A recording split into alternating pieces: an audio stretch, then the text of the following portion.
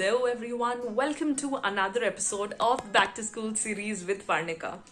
I know you're loving this series, and today's episode, you're going to love it much more because we're here to talk about student and school relationships over the years. Has it changed yet? Let's find out. Today we're in conversation with Mrs. Preethi Nigam, who happened to be my English teacher while I was in class 6.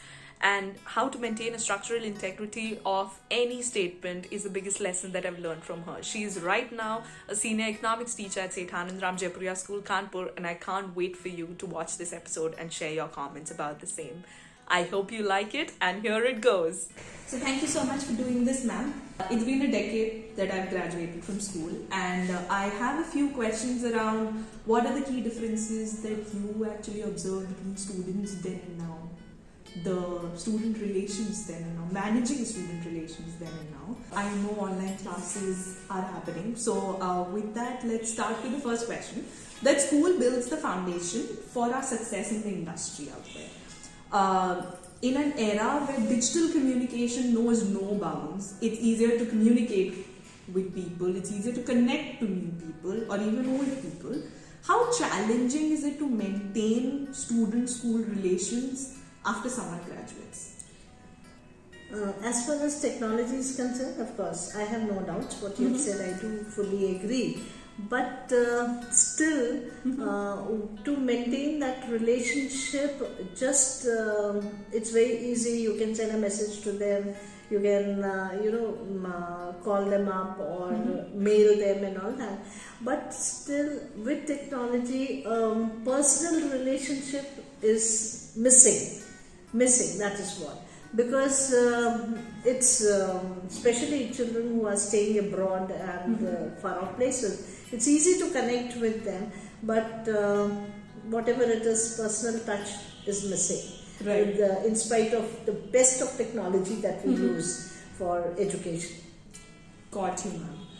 And also there is an additional challenge that gets added on, especially when it comes to school-student relations, that there's no reciprocation of what's in it for me. For example, when we talk about university relations, there's a certain give and take when it comes to developing an alum network. You are open to an exclusive circle of job internship opportunities, for example. You're open to your fellow alums who you can fall back on as far as mentorship or guidance is concerned in your careers ahead. How does having a strong student-school relationship benefit anybody, especially the individual? Then, of course, right in the beginning you had said that you are trying to compare it with what it used to be earlier and what it is now. Right. That connectivity and that attachment of the students with the teachers is not there now. And not to that extent, maybe just 10%. Because why? Because children are more towards social media. They have got their connectivity. First, they would depend on the teachers. They would understand the teachers. While teaching also, because the teachers haven't changed their pattern of teaching. Right. They're teaching the same way. Right. But they have got their YouTube. They have got so many other means through which they can learn. So that attachment with the teachers, learning, because here all the teachers are teaching in the same manner. But he feels that, okay, I can do the same thing at home. Why should I go to school? And once he comes to school, that connectivity is much stronger than what it is. He just comes for exams, or he just comes to while away his time, or maybe he has got a practical, he comes, but that attachment is not there with the students. That's what we are missing. Okay. So even when the attachment is not there, how do you get their attention then? Or how do you get them to come back to school? Especially it's only a handful of students who are regular, I should use the word, handful of students. And it is very difficult, though we, try to give them all kinds of, I'll use the term incentive, that okay, you will have additional marks, you will have additional attendance, and you'll be made to practice so many questions and answers and all that. So that would help you in your exams. We do that, but still, the response is not much. A little disappointing it is. All right.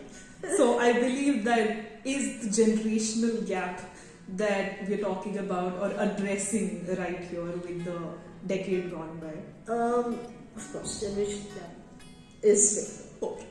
Having initiated the conversation about generational gap, ma'am, so students who graduated then, when I did, and the ones who will graduate now, what are the top 3 things that you can highlight as stark differences between the 2 batches? The 2 batches. Still, the students who have passed out maybe a decade back and all that, they still have that affinity towards school. They still have that respect and regard for the teachers that yes, they were my mentors. Right. But present students do not have that. Okay, fine. They are asked to go to school, they're going to school, they're getting a certificate and something like that is there. But that affinity towards the teachers as mentors, as guides, and person whom you could talk to, you could discuss your problems with, that still is there with those students, which is not there now. Maybe sometimes the students might avoid you also when they might meet you in a public place. Does that happen? It does. They just change way and oh God, I've got to wish her so it's better than oh my God. Okay. No, I know. I walked into a mall recently and mama was like, I think that's my student from 2 years ago. And then she's like, she won't wish me. Exactly. And she found one corner very conveniently to hide away from her teacher. That's and I was like, whenever you happen to meet a teacher in a mall, unexpectedly, you're more than happy to walk up to her. Yes. Hello, ma'am. How are you doing? I still go and meet my teachers in South, though they have become very old. But still, that satisfaction, okay, these were the ones who had guided me, who had told me so many things. And at times we would go and discuss our problems also, that this is happening and that is happening.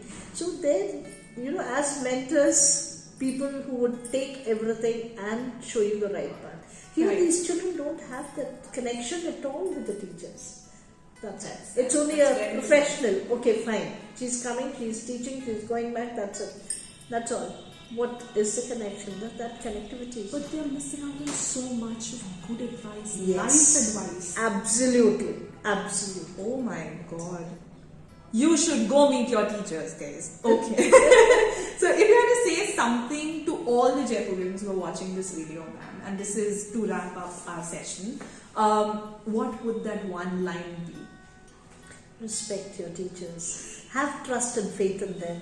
Yes. They are your mentors and they will always be, irrespective of your age or their age. That's they will true. Always be. That's true. Thank you so much, ma'am. It was lovely. Same spending here, time. same here.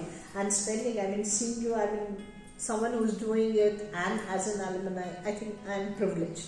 Thank you so much, ma'am. I know you loved it, so like, share, comment on this video, and don't forget to subscribe to the channel if you still haven't. Do check in with your friends if they have subscribed to the channel, and do share the word about this episode and many others in the Back to School series. I'll see you next time with yet another episode with one of your favorite teachers and one of mine. Till then, much love.